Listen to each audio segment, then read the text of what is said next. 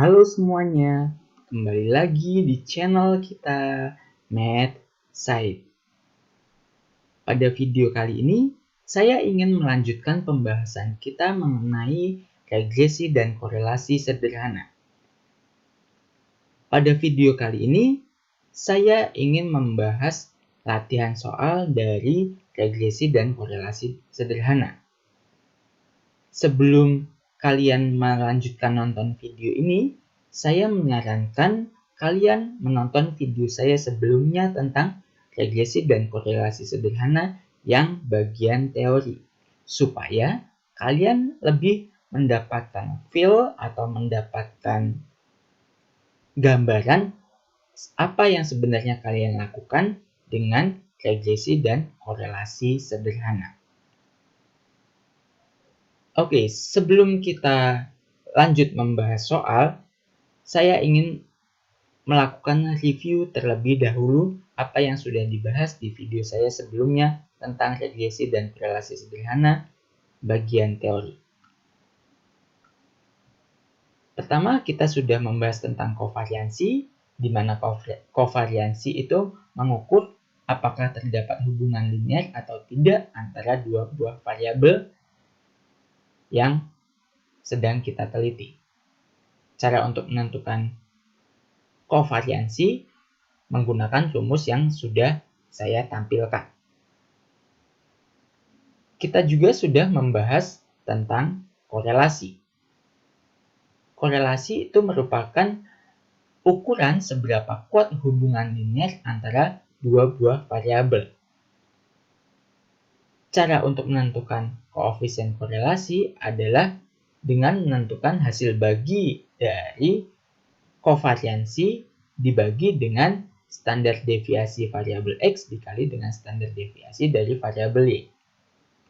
Kita juga sudah membahas persamaan regresi yang versi pertama. Di sini, untuk menentukan koefisien regresi, kita cukup membagi kovariansi dengan variansi dari variabel X. Lalu untuk menentukan konstanta, kita cukup menentukan hasil dari rata-rata pada variabel Y dikurangi dengan koefisien regresi dikali rata-rata pada variabel X. Lalu kita juga sudah melihat persamaan regresi yang versi kedua, di mana persamaan regresi versi kedua ini sebetulnya mirip dengan persamaan tren linear yang sudah kita bahas sebelumnya. Oke, tanpa basa-basi lagi, mari kita langsung saja lihat ke contoh soal. Di sini diberikan brand image atau citra merek merupakan kesan yang ingin disampaikan perusahaan mengenai suatu produk. Citra merek adalah syarat dari merek yang kuat. Citra merek yang kuat akan membuat konsumen semakin loyal dan percaya akan keberadaan produk tersebut. Di sini sudah disajikan data antara citra merek dengan perilaku konsumen. Di sini kita akan menentukan persamaan regresi sederhana dan artinya, lalu kita juga akan menentukan bagaimana korelasi antara citra merek dengan perilaku konsumen. Oke, kita akan membahas regresi dan korelasi menggunakan cara yang pertama. Untuk menggunakan cara yang pertama kali kita lakukan adalah kita harus menentukan rata-rata dan standar deviasi dari kedua variabel. Untuk cara menentukan rata-rata dan standar deviasi, kalian bisa menggunakan kalkulator atau menggunakan Microsoft Excel, atau jika kalian ingin mengetahui cara menentukan rata-rata dan standar deviasi secara manual, silakan kalian nonton video saya tentang bagaimana cara menentukan rata-rata dan standar deviasi pada video tentang ukuran pemusatan dan ukuran persebaran data. Di sini tanpa basa-basi, saya langsung menghitung berapa nilai rata-rata dari variabel X dan variabel Y serta standar deviasi dari variabel X dan standar deviasi dari variabel Y. Dan diperoleh bahwa rata-rata variabel X adalah 11,5, rata-rata dari variabel Y adalah 27,2, standar deviasi dari variabel X adalah 4,17, dan standar deviasi dari variabel Y adalah 9,46. Setelah menentukan rata-rata dan standar deviasi, selanjutnya kita akan melengkapkan beberapa kolom yang dibutuhkan untuk melakukan perhitungan kita. Pertama, kita akan menentukan nilai dari selisih antara data dengan rata-ratanya. Pertama, untuk yang variabel X terlebih dahulu. Di sini kalian lihat bahwa pada data yang pertama, selisih antara data dengan rata-ratanya adalah 4,5. Karena tadi rata-ratanya adalah 11,5, sehingga 16 dikurangi 11,5 adalah 4,5. Begitu juga dengan data yang kedua. 9 dikurangi 11,5 adalah negatif 2,5. Dan seterusnya sampai data terakhir. Selanjutnya kita lanjutkan ke variabel Y. Di sini tadi kita sudah menghitung bahwa rata-rata dari variabel Y adalah 27,2.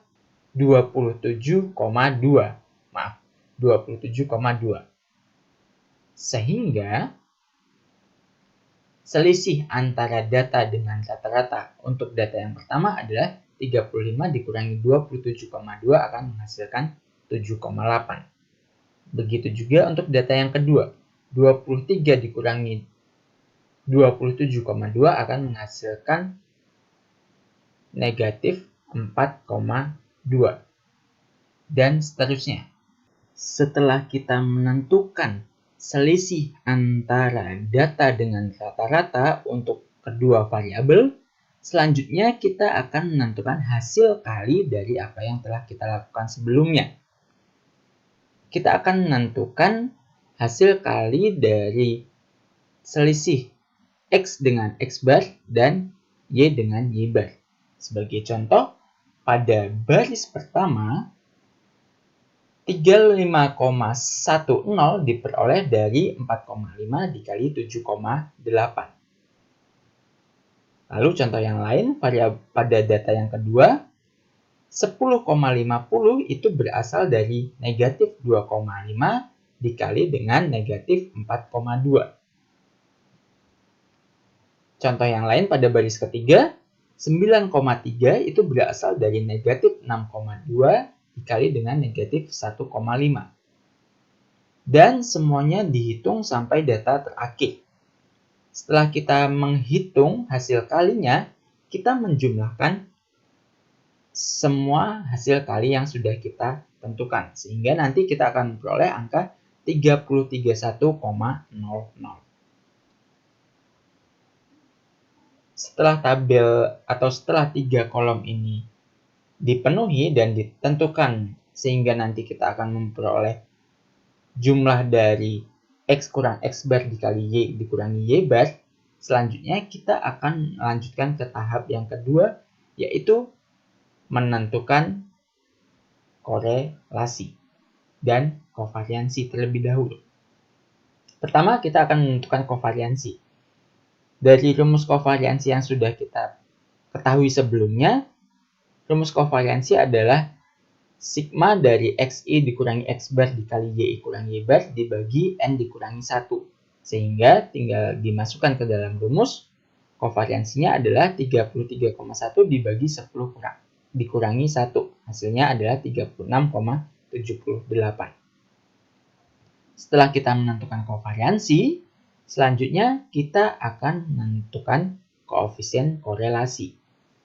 Di mana koefisien korelasi rumusnya adalah kovariansi dibagi hasil kali antara standar deviasi variabel X dan standar deviasi dari variabel Y. Karena kita sudah menentukan bahwa kovariansinya adalah 36,78 dan standar deviasi variabel X adalah 4,17, sedangkan standar deviasi variabel Y adalah 9,46, maka nanti kita akan memperoleh koefisien korelasi dari variabel X dan variabel Y adalah 0,932. Dari sini, kita dapat menyimpulkan bahwa korelasi antara citra merek dengan perilaku konsumen adalah positif dan sangat kuat. Kenapa sangat kuat? Karena korelasinya berada di antara 0,8 sampai 1. Untuk klasifikasinya sendiri silahkan nanti kalian lihat di regresi dan korelasi sederhana yang bagian teori. Nah, di sini positif menandakan bahwa ketika citra merek meningkat, maka perilaku konsumen juga akan ikut meningkat. Itu untuk korelasi. Selanjutnya, kita akan menentukan persamaan regresi. Untuk menentukan persamaan regresi sederhana, kita tuliskan terlebih dahulu bentuk umum persamaan regresi sederhana, di mana bentuk umum persamaan regresi sederhana adalah Y sama dengan alfa 0 ditambah alfa 1X ditambah epsilon. Di sini epsilon boleh dituliskan, boleh tidak. Itu tergantung kesepakatan kalian.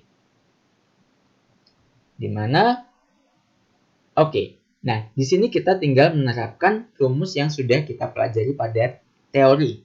Sehingga akan sangat lebih baik buat kalian untuk nonton video saya yang teorinya terlebih dahulu baru lanjut ke pembahasan soalnya. Oke. Nah, di sini alfa 1 ditentukan dengan rumus kovariansi dibagi standar deviasi variabel X dikuadratkan atau sama aja dengan variansi variabel X. Oke. Sehingga nanti kita akan peroleh 36,78 dibagi 4,17 dikuadratkan. Hasilnya adalah 2,115.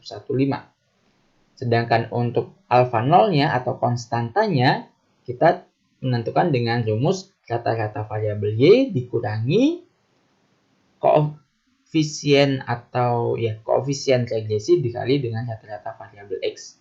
Sehingga nanti diperoleh konstantanya adalah 2,887. Sehingga persamaan regresi yang kita peroleh adalah Y sama dengan 2,887 ditambah 2,115 dikali X ditambah epsilon jika kalian ingin menuliskan epsilonnya. Jika tidak, itu tidak apa-apa. Oke. Nah, dari sini dapat diinterpretasikan yang pertama adalah ketika citra merek bernilai 0, artinya di sini ketika nilai X bernilai 0, maka perilaku konsumen akan bernilai 2,887. Interpretasi yang kedua, peningkatan 1 poin atau 1 nilai pada variabel X itu akan mengakibatkan peningkatan sebesar 2,115 poin pada perilaku konsumen. Oke, sehingga dari sini kalian dapat melihat bahwa konstanta itu menunjukkan nilai dari variabel terikat ketika variabel bebasnya 0. Oke. Sedangkan koefisien regresi itu memiliki arti bahwa ketika variabel bebasnya meningkat 1 poin, maka variabel terikat akan meningkat sebesar koefisien dari persamaan regresi. Oke. Selanjutnya kita akan melihat pembahasan regresi dan korelasi menggunakan rumus yang kedua. Untuk pembahasan regresi dan korelasi menggunakan rumus yang kedua atau versi yang kedua, itu bedanya pada tabel yang akan dilengkapi. Pada versi kedua ini, tabel pertama yang harus dilengkapi adalah kalian harus menentukan kuadrat dari variabel masing-masing variabel. Oke, sebagai contoh di sini kita menentukan nilai dari X kuadrat. Sehingga pada baris pertama 256 itu diperoleh dari 16 dikuadratkan. Sedangkan 81 diperoleh dari 9 dikuadratkan. Dan seterusnya sampai data yang terakhir. Setelah itu kita menentukan nilai dari variabel Y dikuadratkan. Sehingga di sini 1225 itu diperoleh dari 35 dikuadratkan.